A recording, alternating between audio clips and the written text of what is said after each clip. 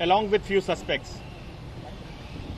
Based on preliminary interrogation of the accused, Mohak Jaiswal, a team of NCB Mumbai conducted a raid at Jogeshwari and intercepted one person, Abdul Qadir Sheikh, with ecstasy pills and commercial quantity of methadone in his possession on 3rd of October.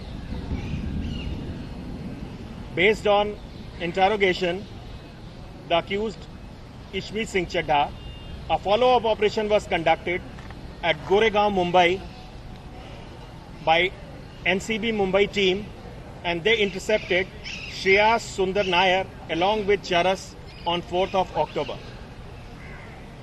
Further, they intercepted Manish Raj Gadia, who was invited as a guest on ship, and recovered hydroponic weed, that is multi-strain cannabis, from him. NCB Mumbai also arrested one Avin Sahu, who sailed in the ship cruise Cordelia on consumption charges on 4th October. In further follow-up action, NCB team Mumbai arrested 4 persons, namely Gopal Ji Anand, Samir Sehgal, Manav Singhal, and Bhaskar Arora, who are belonging to Event Management Company on 5th of October. In further follow-up, they have intercepted Achit Kumar with hydroponic weed, that is multi-strain cannabis, at Powai in Mumbai on 5th of October. All the seizure memos, that is panchnamas, were drawn as per provisions established by law.